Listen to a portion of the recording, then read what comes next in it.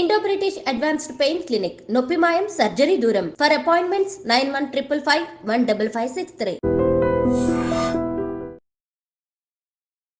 అందరికీ నమస్కారం. నేను Swaroopa Potlapalli. Welcome to I dream. Cine ఇండస్ట్రీలో ఎంతో ఎదిగే అవకాశం ఉన్న నటులు కూడా చిన్న చిన్న తప్పులు చేసి అసభ్యకరంగా వెకిలిగా తోటి నటులతో ఆడవాళ్లతో వ్యవహరిస్తూ బ్యాడ్ నేమ్ తెచ్చుకుంటున్నారు. దానికి ఇప్పుడు బెస్ట్ ఎగ్జాంపుల్ గా ప్రసాద్ బెహ్రానే చెప్పుకోవచ్చు. ఆయన తనతో అసభ్యంగా బిహేవ్ చేస్తున్నాడు, ఎన్నిసార్లు చెప్పినా పద్ధతి మార్చుకోవట్లేదు అని తోటి నటి కంప్లైంట్ చేయడంతో పోలీసులు అరెస్ట్ చేసి రిమాండ్ కు పంపించారు. ప్రస్తుతం నాతో పాటు personality development trainer, life coach Ram మెట్టు గారు ఉన్నారు. ఆయనతో మాట్లాడదాం. హలో రామ్ గారు. హలో అండి.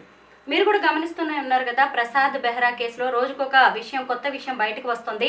అయితే అతను ఇలా బిహేవ్ చేయడం అనేది ఫస్ట్ టైం కాదు, సెకండ్ టైం. ఆల్రెడీ ఆమె ఇంతకుముందు పెళ్లివారం అండి అనే వెబ్ సిరీస్ టైంలోనే అతని మీద కంప్లైంట్ చేసింది. సారీ చెప్పడంతో మళ్ళీ ఇంకొక వెబ్ సిరీస్ చేస్తున్నారు మెకానిక్ అనేది.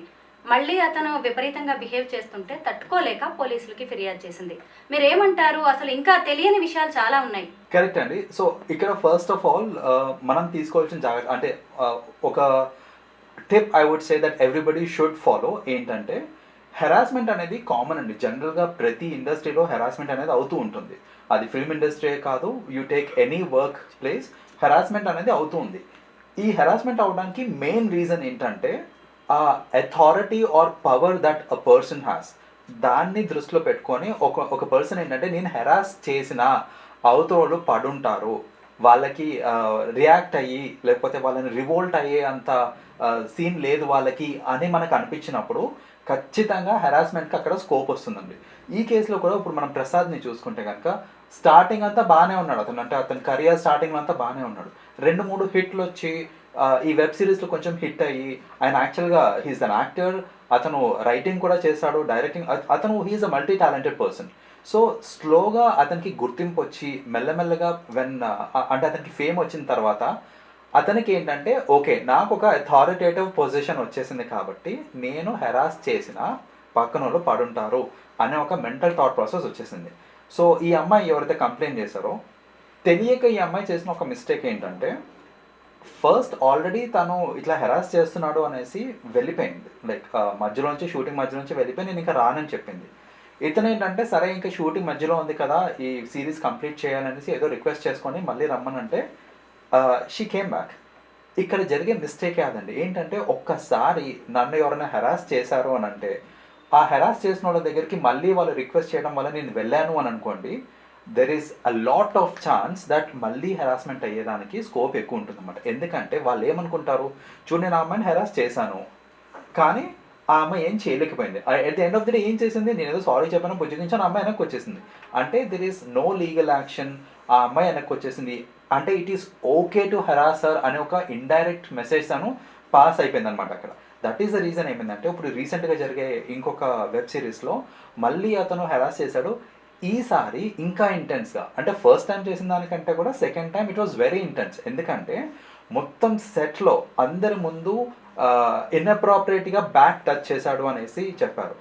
అండ్ ఇక్కడ ఇంకొకటి ఏంటంటే, అతను ఇన్అప్రాపరియేట్గా టచ్ చేయడం ఒక విషయం అయితే, అలా టచ్ చేసేసరికి ఈ చుట్టుపక్కల జనాలందరూ రియాక్ట్ అవ్వకుండా దాన్ని నవ్వారు. అక్కడ వాళ్ళందరూ చుట్టుపక్కల నవ్వేశారు. నవ్వేసరికి ఈ అమ్మాయి తీసుకోలేకపోయింది ఇంకా. ఎందుకంటే ఇట్స్ ఎ పబ్లిక్ ఎంబారస్మెంట్ అండి. ఎవరికి నచ్చదు పబ్లిక్ ఎంబారస్మెంట్ అనేది.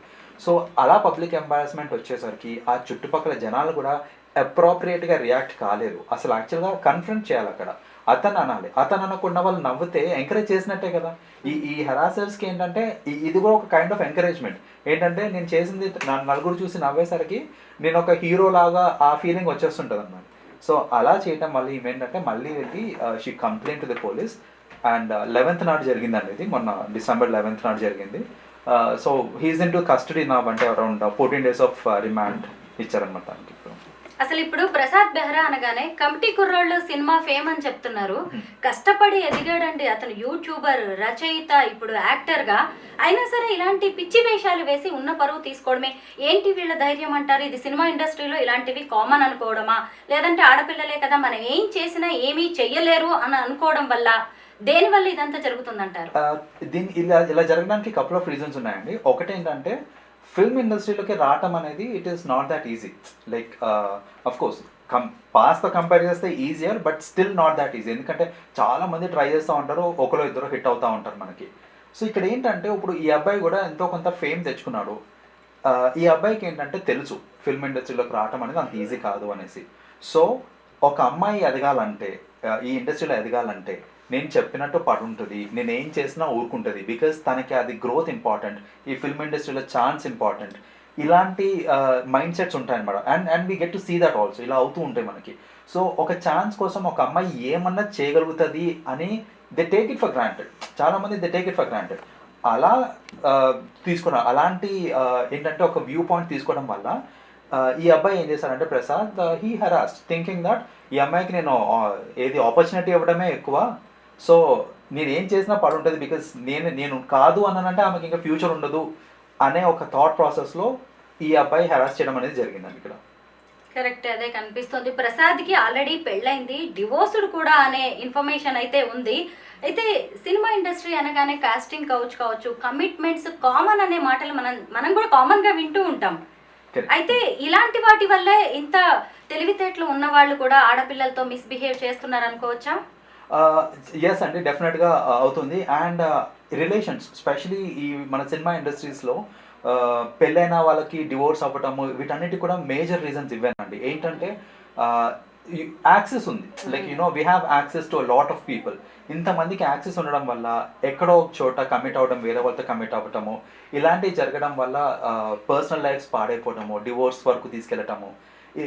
డివోర్స్ అయిన తర్వాత స్పెషలీ ఇప్పుడు ఈ ప్రసాద్ కేసే తీసుకుంటే, సిన్స్ ఈజ్ ఆల్రెడీ డివోర్స్డ్, అతనికి ఏంటంటే ప్రెషర్ ఉండదు. నేను ఇంకొక అమ్మాయితో మిస్బిహేవ్ చేస్తున్నానా, నేను ఆ అమ్మాయితో ఉంటున్నానా, పడుకుంటున్నానా, నో బడీ కేర్స్ ఇప్పుడు, ఎందుకంటే హీఈస్ ఆల్రెడీ డివోర్స్ కాబట్టి.